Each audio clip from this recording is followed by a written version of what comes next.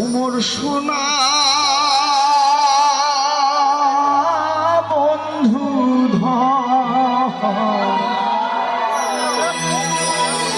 ও বন্ধু ধন ধন আরে ও সোনা বন্ধু ধন তোমরা বারবার আইসেন আমার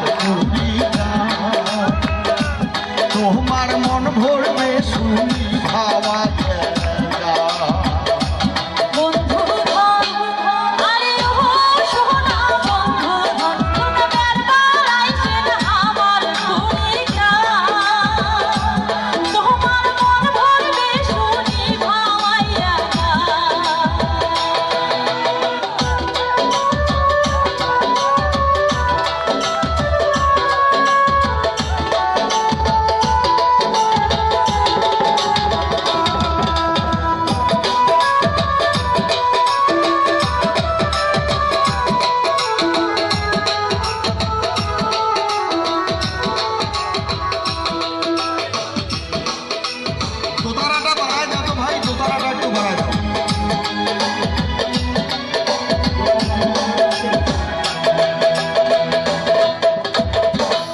অনেকে বলে কুড়িগ্রামে কি আছে, মানে আমরা কুড়িগ্রামে থাকি তো আমরা বুঝি না আসলে কুড়িগ্রামে কি আছে।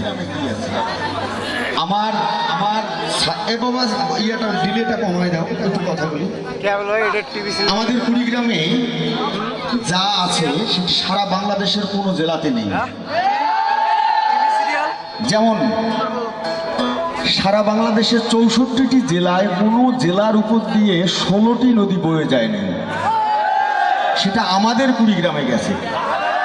16টা নদীর নাম কিন্তু আমাদের ছাত্র বন্ধু যারা আছেন মুখস্থ করে রাখতে হবে, কারণ এইগুলো যে কোনো সময় কাজে লাগবে। যে তোমার কুড়িগ্রামে কি আছে, তখন তোমরা বলবা আরে ধল্লা তিস্তা শিয়ালদহ জাল সিরে নীলকমল।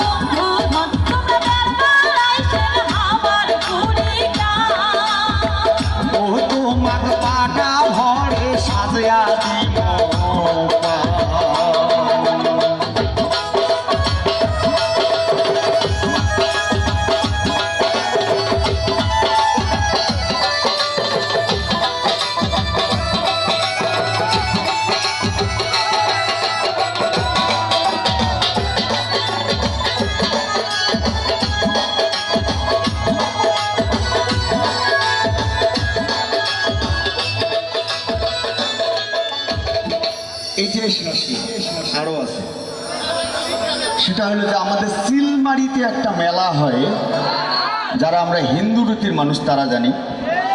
সেখানে একটা অষ্টমীর মেলা হয়। এই অষ্টমীর মেলাটা যদি আমরা বলি যে সারা বাংলাদেশ থেকে মানুষ আসে এই অষ্টমীর মেলাতে। আর একটা মেলা নষ্ট হয়ে গেছে, সেটা চ্যাংড়ার মেলা ছিল। এই যে মেলাগুলো আছে, এই মেলাগুলো কিন্তু আমাদের সম্প্রীতির বন্ধনটাকে আরো বেশি শক্তিশালী করেছে, আরো বেশি দৃঢ় করেছে। সেই মেলাগুলো কি কি? চিলমাহারির অষ্টমীর মেলা, মাদাই খেলের কালীর মেলা।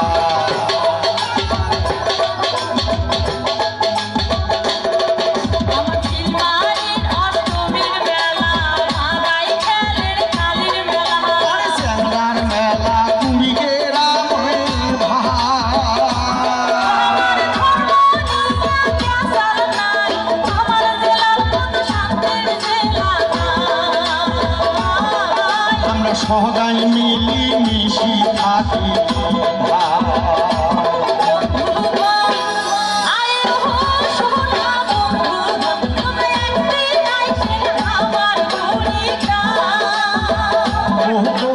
মন ভরে সোনা মোহামার।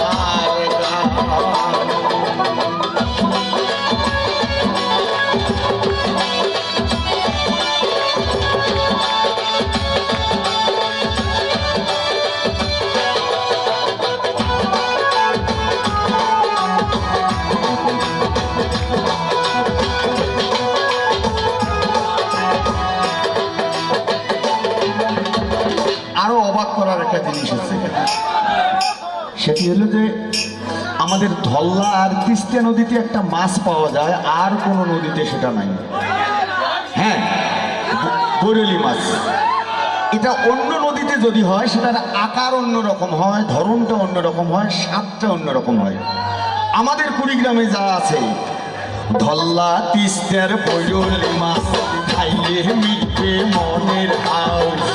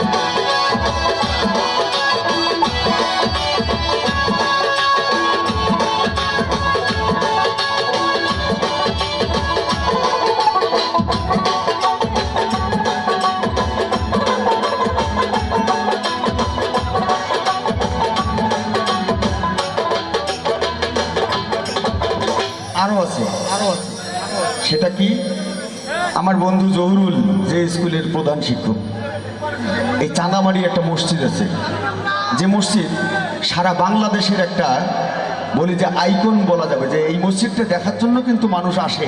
আপনারা জানেন কিনা জানি না, কিছুদিন আগেও ঢাকা আমাদের বিটিভি থেকে এক ভদ্রলোক এসেছিলেন। তিনি এসে আমাদেরকে বলছিল যে আমরা দুইটা জায়গা দেখব, একটা হলো দাসিয়ার ছড়া আর একটা হলো চাঁদামারির মসজিদ কোথায় আছে এটা দেখতে চাই। তখন তাকে আমি কিন্তু নিয়ে আসছিলাম। আরে চাঁদামারি নাও ডাঙা মানুষ বাড়ি, নদী বন্দর সিলমারি।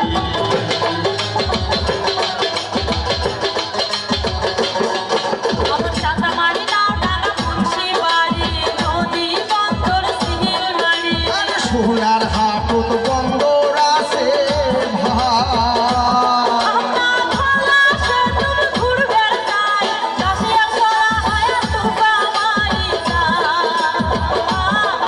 আমার বেরবার জাগার কোনো অভাব না।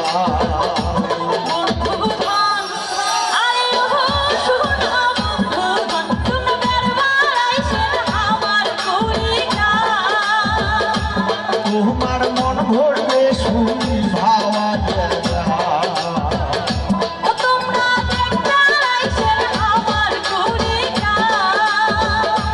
তোমার পাটা ভরে সাজিয়া দিল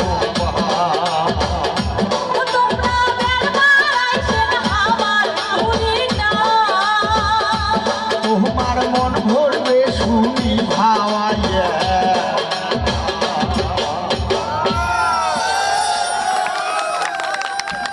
অনেক অনেক ধন্যবাদ, খুব শান্তি পাচ্ছি, মনে হচ্ছে সারা রাত গান শোনাই। কারণ এরকম পরিবেশ পাওয়া প্রতিটি শিল্পীর জন্য ভাগ্যের।